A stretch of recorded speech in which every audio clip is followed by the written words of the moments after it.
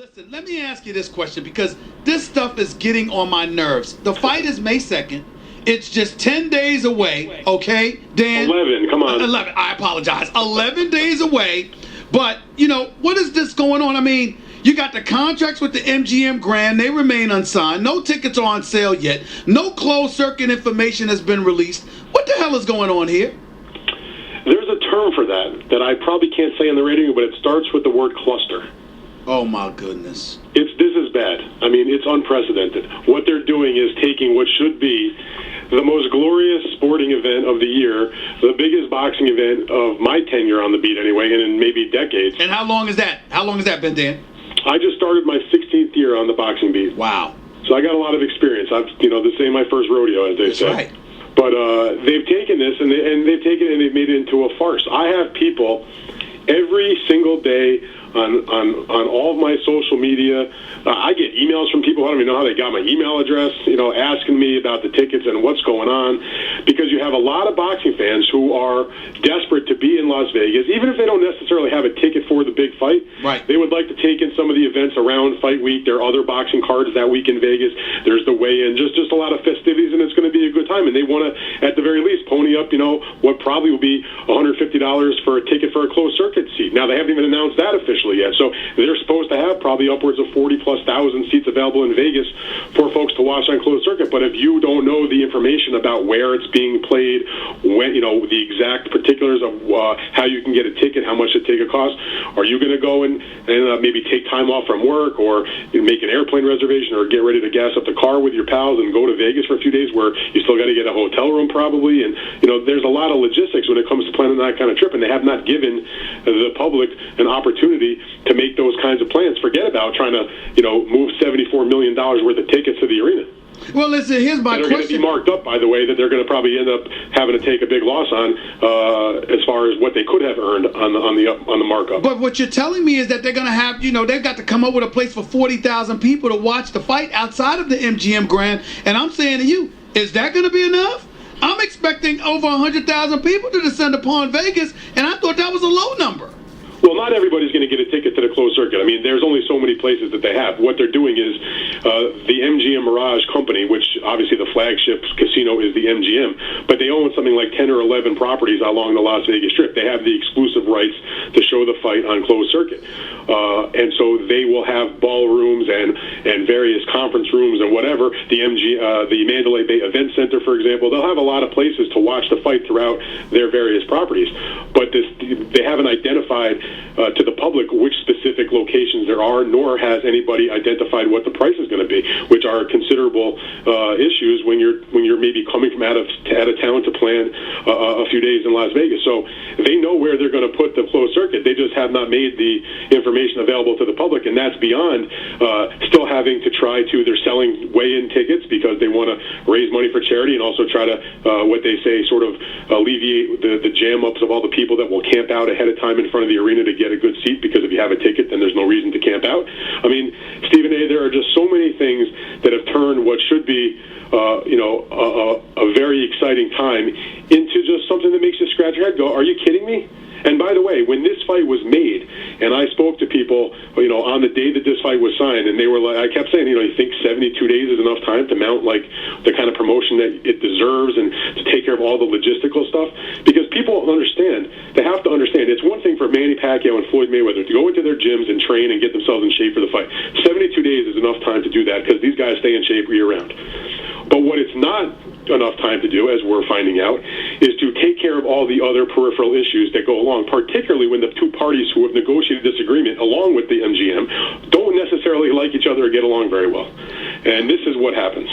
Dan Rayfield for ESPN, right here with Stephen A., Sirius XM Mad Dog Sports Radio. So when you say they, Dan, is there any one specific, or are all parties guilty of this cluster bleep, as you so eloquently stated it earlier, as it pertains to planning for this fight, closed circuit, ticket sales, etc.? Is this Mayweather? Is this Mayweather and Top Rank? Is this Top Rank? I mean, what is it? I mean, it's got to be a combination of everything. Nobody has 100% is right in their own way they want to do it, or vice versa. I mean, obviously, it takes a compromise. You would think that things like the tickets were spelled out. At least they said they were spelled out when they did the contract. Now, when the fight was finally set and made, and I did a very lengthy story about the making of the fight. One thing that stuck out to me was I was told, because I was curious, you would think, okay, well, it took so long to make the fight. What was like the last thing to get over the hump? What finally got it done?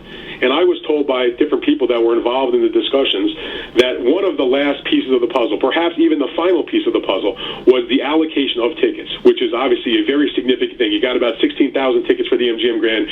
They're looking at not just the record gate, but the all-time record gate by tens of millions of dollars, a lot of money at stake, and they had to figure out how to divvy it up. So my understanding was it was supposed to be a rough allocation of a third of the tickets went to the MGM Grand, where then they could bring in their top gamblers and their players, and the third of the tickets would go to the Showtime / Mayweather side of the equation, and then the other third of the tickets would go to the Top Rank / HBO Pacquiao side of the equation.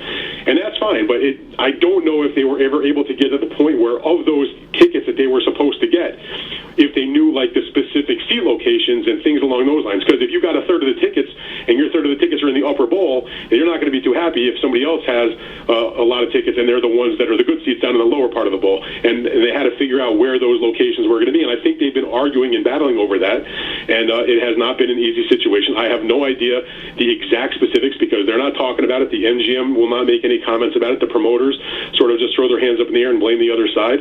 And so when it comes to that, the media is as much in the dark as the fans are because they're just not disclosing anything. I do know one thing, though. There's supposed to be a fight in 11 days, and one would assume there'll be a full arena, but how they're going to move those tickets and make the kind of money that they hope to make on the markup, who the heck knows? Now, it ain't my problem or yours if they don't make the kind of money they hope for. In my mind, if you're really, really a hardcore fan and you're dying to go to this fight, you're going to have to show some patience because I think as the fight grows closer, as this becomes more and more of a disaster, that those ticket prices are going to drop on the secondary market. And keep in mind another thing, the actual tickets, the physical pieces of paper or plastic or whatever they're going to give you to show so you can get into the arena, to my understanding, they have not even been created yet. Oh my days. Oh my days.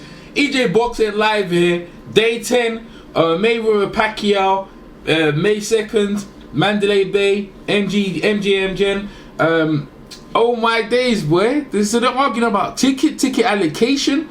I know Floyd had a problem last time when he couldn't get his family all together in the same place, but arguing about ticket allocation, come on, man. That's ridiculous. We're 10 days out, and this is the problems they're dealing with. Nah, man. They got to sort this out. Well, it's not that bad. Like, as soon as they sort it out, it should be official. The tickets ain't even been printed.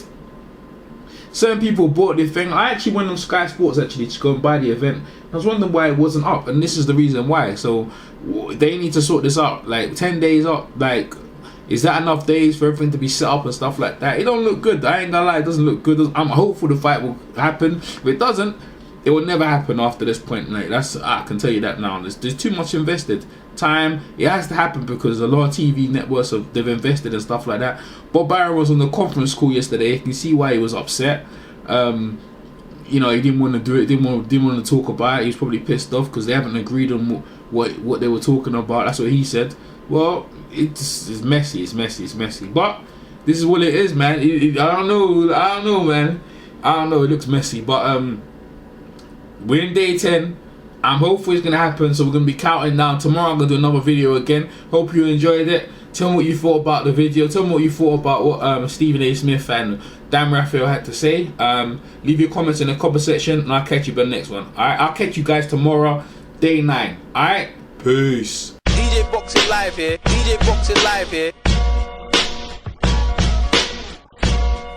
Buster Douglas knocked him out. Buster Douglas. The fat bump, the legend. Yo, this is Chris Caban chilling with my man EJ Boxing Live, one of the hottest, dopest boxing channels on YouTube. Check him out. The boxing beat some rounds on the EJ Live YouTube channel. And he was the number 10 rating contender, and he had never been knocked down. And Sonny destroyed his mouth. Thea lost most of his teeth, basically with 1 or 2 left hooks. Oh shit, boy! What was look at kids sleeping like Manny Pacquiao? DJ Boxing Live here. DJ Boxing Live here.